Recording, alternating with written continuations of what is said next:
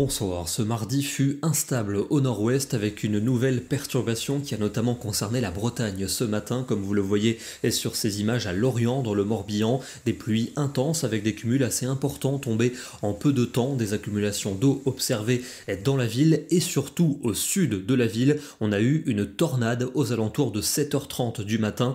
Elle a touché plusieurs communes situées au sud et au sud-est de Lorient, mais c'est notamment celle de Guéhéno qui a été la plus touchée, avec notamment un hameau qui a été en partie détruit par cette tornade. On le voit ici avec ces images très impressionnantes qui ont été tournées à la mi-journée, quelques heures après le passage du phénomène. On voit très bien des toitures arrachées, des murs effondrés, des dégâts sur un petit couloir seulement qui sont caractéristiques d'une tornade. On voit d'ailleurs très bien avec cette vue aérienne les maisons qui ont été éventrées. Courage aux sinistrés. La bonne nouvelle, c'est qu'il n'y a pas eu de victimes à déplorer. Cette perturbation pluvieuse s'est égalée ensuite vers les régions centrales comme prévu, comme ici à Orléans, avec de bonnes pluies observées en cours d'après-midi, des pluies qui ont également touché Paris, comme vous le voyez sur ces images. En revanche, au sud-est, retour au sec, avec du soleil pour le Var après les violents orages d'hier, mais il fallait composer avec le vent qui a soufflé fort, notamment sur la côte varoise, comme ici à Saint-Raphaël. Demain, c'est une météo très contrastée qui nous attend,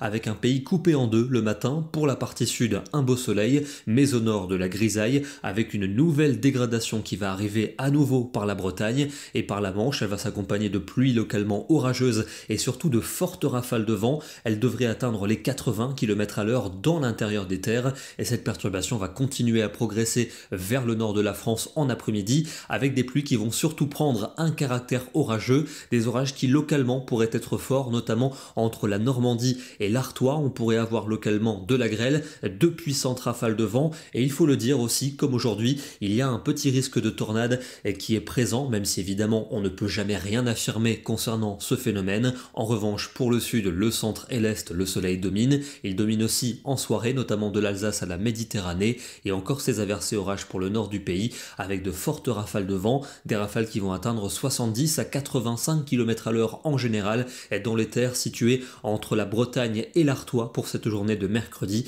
Soyez donc prudents, notamment parce qu'à cette saison, les arbres ont encore leurs feuilles, le vent s'accroche donc dans ces dernières, ce qui cause une résistance plus importante et un risque de chute de branchage également plus élevé. Côté température, pour demain, ce sera une nette hausse pour les régions du nord-ouest où il fera déjà entre 16 et 17 degrés, 18 pour La Rochelle, jusqu'à 19 du côté de Nice, et pour l'après-midi, regain de chaleur attendu, notamment sur la partie sud où on aura des maximales de 26 à 30 degrés, jusqu'à 31 pour Agen. Au nord-ouest, c'est évidemment plus frais sous le temps perturbé, avec par exemple 19 à 21 degrés pour la Bretagne. Une nouvelle dégradation orageuse va concerner les régions de l'Est pour jeudi, notamment des Cévennes vers Rhône-Alpes et vers la Suisse où on attend des orages forts et accompagnés de grêle. On en reparlera bien sûr demain. Averses localement orageuses entre les Pyrénées et les frontières du Nord, avec toujours ce vent, notamment pour les régions du Nord-Ouest, pour la Manche et pour l'océan. Des températures qui repartent nettement à la baisse, particulièrement au sud-ouest.